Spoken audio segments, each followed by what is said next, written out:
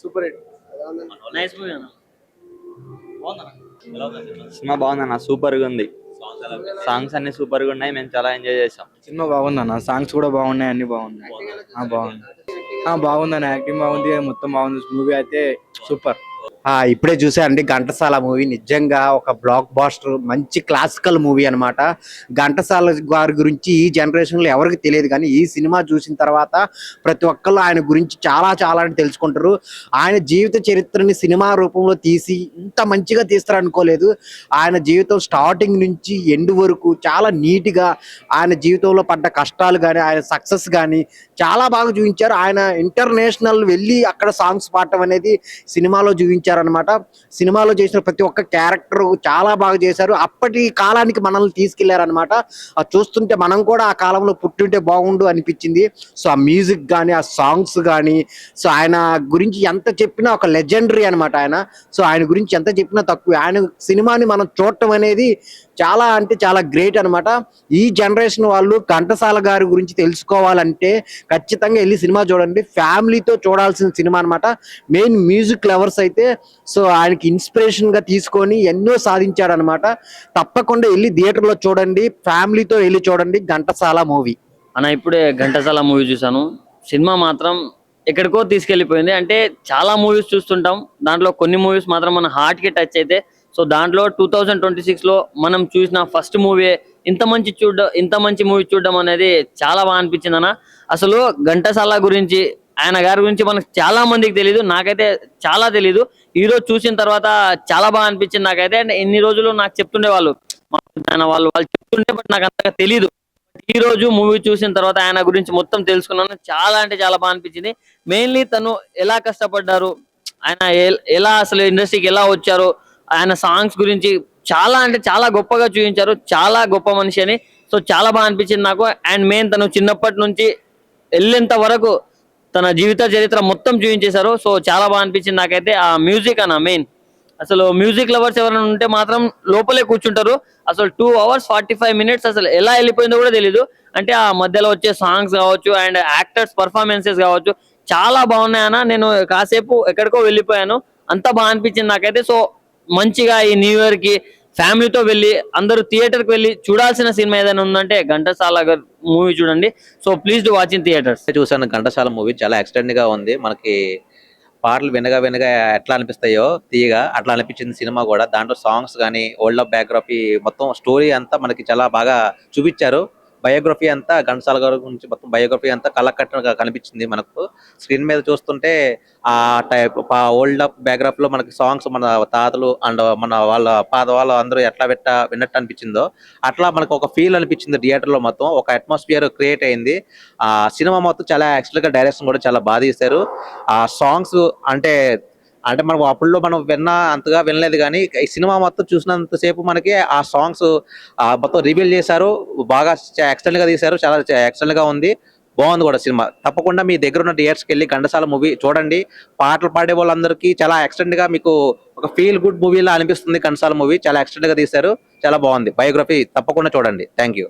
Ghantasala movie ఇప్పుడే చూసేసాను. ఘంటసాల అనేది ఒక మూవీ కాదు, ఘంటసాల గారి ఒక బయోపిక్. ఘంటసాల గారి జీవన చరిత్ర. ఘంటసాల గారు ఎలా పాడేవారు, ఎలా ప్రాబ్లమ్స్ ఫేస్ చేసి తను ఎలా ఎదిగాడు అని ఒక స్టోరీ తీసి మూవీ తీశారు. చాలా బాగుంది, నాకంత నచ్చింది.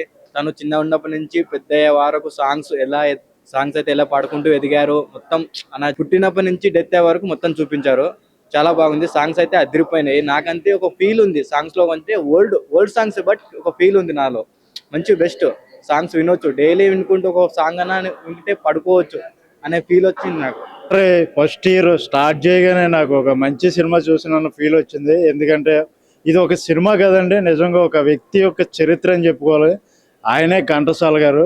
మా నాన్నగారు, మా తాతగారు వీళ్ళందరూ చెప్పేవారు ఘంటసాల గారు పాడుతుంటే పడుకున్న కుర్రోడు కూడా లేచేవాడు, చిన్న కుర్రోడు అనేసి.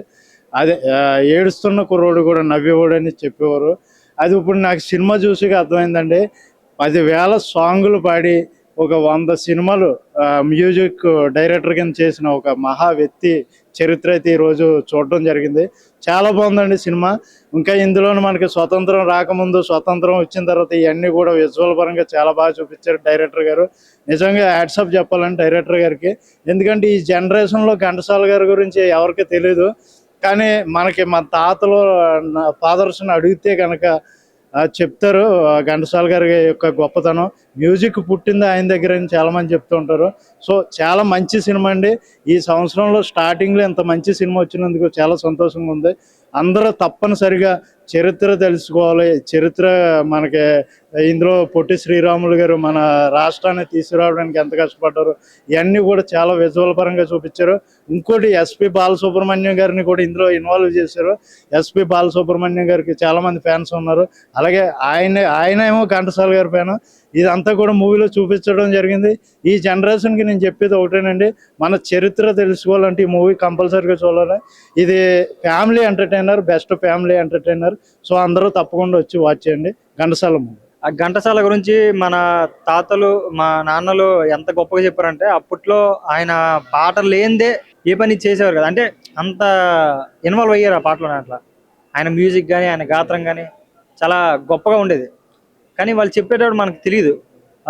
ఆయన కొన్ని సాంగ్స్ మనకి ఎగ్జాంపుల్, మనకి భగవద్గీత కూడా ఆయన శ్లోకాలతో వివరించారు. అది ఇప్పటికీ చాలా ఫేమస్గా ఉంది.